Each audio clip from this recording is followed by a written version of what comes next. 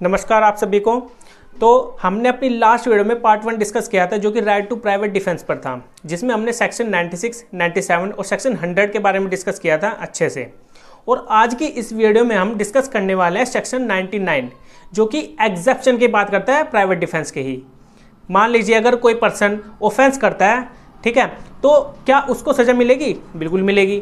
और अगर कोई पर्सन ऑफेंस कर रहा है और जो जिस पर्सन पर ऑफेंस हो रहा है वो अपना प्राइवेट डिफेंस इस्तेमाल करता है, जैसे हमने कल पढ़ा था सेक्शन 96, 97 और 100 में, ठीक है, वो अपने प्राइवेट डिफेंस में फिर उसके पर जो प्राइवेट डिफेंस ले रहा है क्या उस पर सजा होगी? नहीं होगी, क्योंकि वो अपने आप को बचाने के लिए उसके ऊपर यूज़ कर रहा है अपनी पावर को, ठीक है, जैसे कि हमने डिस्कस किया था। लेकिन आज की इस वीडियो में हम एग्जेप्शन डिस्कस करेंगे, एग्जेप्शन, जिसमें हम जानेंगे कि क्या राइट टू प्राइवेट डिफेंस इस्तेमाल करने पर क्या उसका बचाव मिलेगा, क्या उसको सज़ा नहीं मिलेगी या मिलेगी, ठीक है। तो 99 यही बता रहा है, ठीक है। तो सबसे पहले आप अपना बैरक ले लीजिए, अगर बैरक नहीं भी है तो आप ध्यान से इस वीडियो को सुनना, जिससे कि आपके कॉन्सेप्ट भी क्लियर होंगे। तो सेक्शन 99 ओपन कर लीजिए और मैं आपको इसको एक स्टोरी के बेस पर समझाऊंगा, जिससे कि आपको अच्छे से समझ आए, ठीक है। तो जो सेक्शन 99 है, सेक्शन 99 बताता है act against which there is no right of private defence, मतलब कि यहाँ पर राइट नहीं मिलेगा प्राइवेट डिफेंस का। ये एक एग्जेप्शन है, जैसे मैंने स्टार्टिंग में ही आपको बताया है। हम एग्जेप्शन पढ़ रहे हैं प्राइवेट डिफेंस की, जहाँ पर अगर वो प्राइवेट डिफेंस ले रहा है तो वो नहीं ले सकता, ठीक है। तो ये 99 बता रहा है। इसके अंदर पढ़ते हैं, जो पहला इसमें मेन पैरा है वो बताता है There is no right of private defense against an act which does not reasonably cause the apprehension of death or of grievous hurt if done or attempted to be done by a public servant acting in good faith under color of his office, though that act may not be strictly justifiable by law। मतलब कि यहाँ पर public servant की बात की गई है। मान लीजिए अगर कोई पब्लिक सर्वेंट किसी को पकड़ने जा रहा है, ठीक है, क्योंकि उसको जो पब्लिक सर्वेंट है, मजिस्ट्रेट है, मजिस्ट्रेट ने उसको ऑर्डर दिया है कि आप उस पर्सन को पकड़ कर लाइए, ठीक है, तो वो अपनी ड्यूटी निभा रहा है पब्लिक सर्वेंट। तो जब वह पुलिस ऑफिसर उस किसी पर्सन को पकड़ने जा रहा है तो फिर उसके बेस पर क्या वो पर्सन उसके अपना प्राइवेट डिफेंस यूज़ कर सकता है अपने आप को बचाने के लिए? तो यहाँ पर अगर उसको यहाँ पर लिखा है, हमने पढ़ा है एप्रीहेंशन ऑफ डेथ और ऑफ ग्रीवियस हर्ट, अगर उसको ये नहीं बिलीव हो रहा है कि वो अपना पावर यूज़ कर रहा है, क्योंकि उसको पता है कि वो जो पब्लिक सर्वेंट है, पब्लिक एज अ मजिस्ट्रेट ने उसको ऑर्डर दिया है मुझे पकड़ने के लिए, उसको ये बात पता है, ठीक है, उसको यहाँ पर एप्रीहेंशन नहीं हो रहा है, उसको यहाँ पर ये नहीं लग रहा है कि मेरी डेथ कॉज हो सकती है या फिर मेरे को ग्रीवियस हर्ट हो सकता है, क्योंकि उसको पकड़ना है सिर्फ, तो वहाँ पर वो अपना प्राइवेट डिफेंस यूज़ नहीं कर सकेगा, ठीक है, अगेंस्ट द पब्लिक सर्वेंट, क्योंकि वहां पर उसको ऑर्डर मिला है, वो बाय लॉ अपना काम कर रहा है, अकॉर्डिंग टू लॉ वो अपना वर्क कर रहा है वहां पर, ठीक है। तो ये पहला पैरा सिर्फ पब्लिक सर्वेंट के ऊपर था, ठीक है। लेकिन जो दूसरा पैरा है, दूसरे पैरा में क्या बताया गया, सब कुछ सेम है, ठीक है, पहला और सेकंड पैरा बिल्कुल सेम है, बस एक का फर्क आ जाता है यहाँ पर, किसका? Direction of a public servant, ठीक है। मतलब कि अगर पब्लिक सर्वेंट ने किसी पर्सन को डायरेक्शन दी है कि आप उस पर्सन को पकड़िए, ठीक है, तो वो बाय लॉ अपना अकॉर्डिंग टू लॉ अपना काम करेगा, ठीक है, पब्लिक सर्वेंट के अकॉर्डिंग ही वो वहां पर काम कर रहा है, ठीक है। तो उसके अगेंस्ट भी अगर जिसको उसे पकड़ने का आदेश मिला है तो वहां पर वो अपनी ड्यूटी निभा रहा है, ठीक है, तो उसके अगेंस्ट भी, उस पर्सन के अगेंस्ट भी, जैसे कि पब्लिक सर्वेंट की डेफिनेशन है सेक्शन 21 में दी गई आईपीसी में, आप उसको पढ़ लेना, क्योंकि उसमें आपको काफ़ी मेन पॉइंट मिल जाएंगे पब्लिक सर्वेंट के अंदर कौन कौन आता है। इसमें जज, मजिस्ट्रेट, पुलिस ऑफिसर्स और भी काफ़ी जजेस जो भी पब्लिक सर्वेंट के अंडर आते हैं वो डेफिनेशन में दिए गए हैं, जिससे आपके कॉन्सेप्ट भी क्लियर होंगे। जिस पर्सन को डायरेक्शन दी है, ठीक है, किसी पर्सन को पकड़ने के लिए, और जब वह उस पर्सन को पकड़ने जा रहा है तो वह पर्सन जिस पर्सन को पकड़ना है वो पर्सन उसके खिलाफ प्राइवेट डिफेंस नहीं यूज़ कर सकता, ठीक है। पहले पैरा में हमने पढ़ा है पब्लिक सर्वेंट के बारे में, ठीक है, और दूसरे में पढ़ा है जिस पर्सन को डायरेक्शन दी गई है बाय द पब्लिक सर्वेंट। तो यहाँ पर दोनों के अगेंस्ट क्या नहीं किया जाएगा, प्राइवेट डिफेंस इस्तेमाल नहीं किया जाएगा। आप मेरी बात समझ गए होंगे, ठीक है।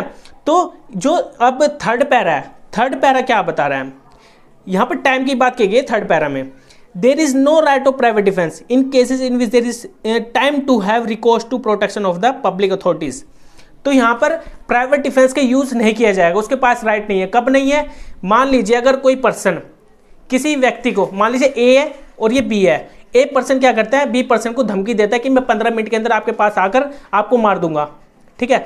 अब बी पर्सन के पास क्या राइट है, बी पर्सन के पास राइट है कि उसके पास 15 मिनट का उसके पास टाइम है, तो 15 मिनट के अंदर अंदर उसको क्या करना होगा, पब्लिक सर्वेंट को, ठीक है, पुलिस ऑफिसर को वो क्या करेगा, पब्लिक अथॉरिटी को क्या करेगा, वो बताएगा कि मेरे को ऐसे ऐसे धमकी आई है, मुझे बचा लीजिए।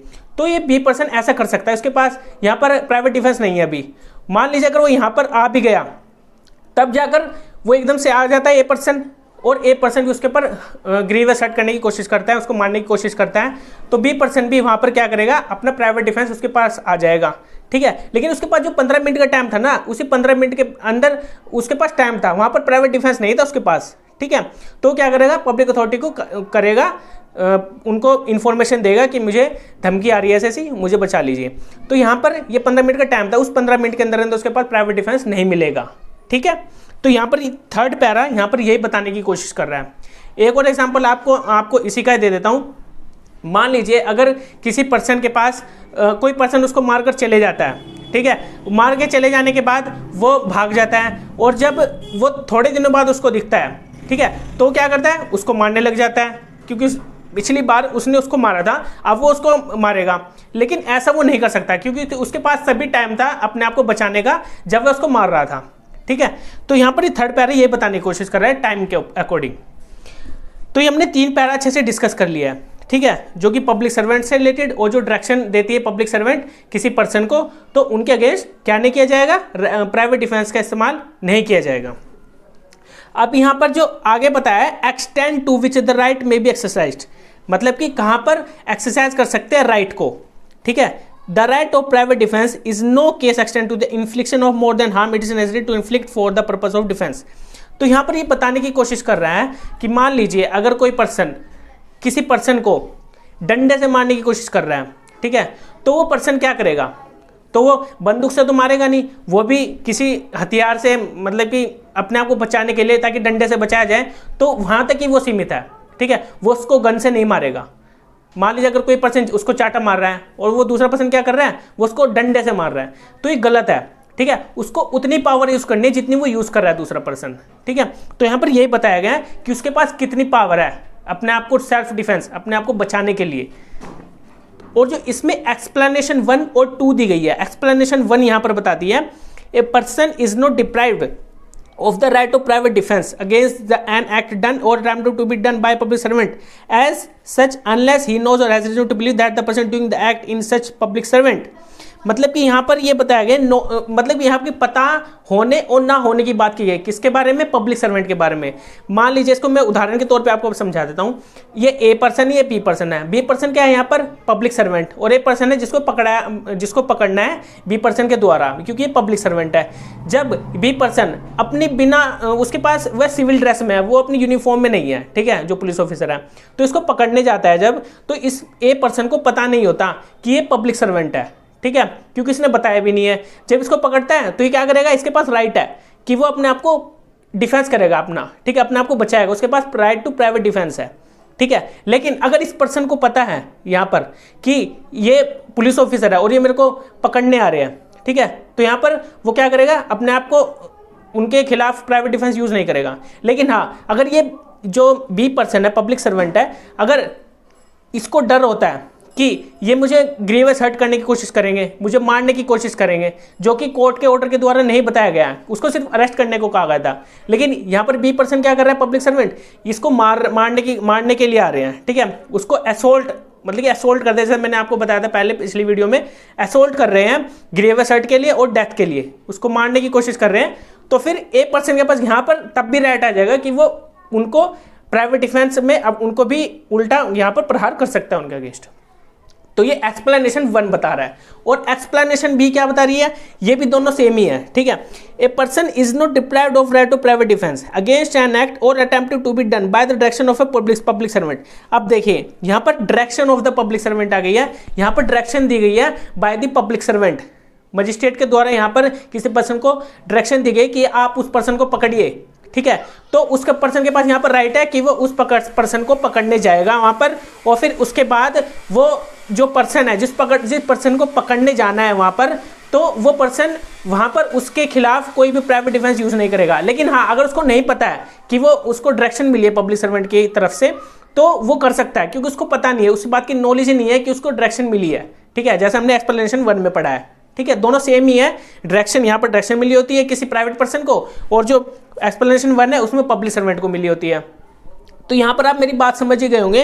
जैसे कि मैंने आपको एक्सप्लेनेशन 1 में बताया था, अगर उसको ये बिलीफ होता है कि जिस पर्सन को डायरेक्शन मिली है पब्लिक सर्वेंट की तरफ से मुझे पकड़ने के लिए, अगर वो उससे ज़्यादा पावर यूज़ कर रहा है, मतलब कि उसको लग रहा है, एप्रीहेंशन हो रहा है कि वो मेरी डेथ कर देगा, मेरे को ग्रीवियस हर्ट पहुँचाएगा ज़्यादा, तो फिर वो अपना प्राइवेट डिफेंस उसके पास आ जाएगा, वो प्राइवेट डिफेंस यूज़ कर सकता है। ठीक है, तो यहाँ पर एक्सप्लेनेशन 1 और 2 आपको समझ में आ गया होगा, जो सेक्शन 99 में हमने पढ़ा है। ठीक है, लेकिन पब्लिक सर्वेंट का जो डेफिनेशन है वो आप 21 में पढ़ लेना जरूर। ठीक है, इससे आपके कॉन्सेप्ट अच्छे से क्लियर होंगे। तो आज के लिए इतना ही था। अब हम अपनी नेक्स्ट वीडियो में डिस्कस करेंगे सेक्शन 98, जो कि काफ़ी इंपॉर्टेंट सेक्शन होगा। ठीक है, तो चलिए आज के लिए इतना ही था। Okay, bye.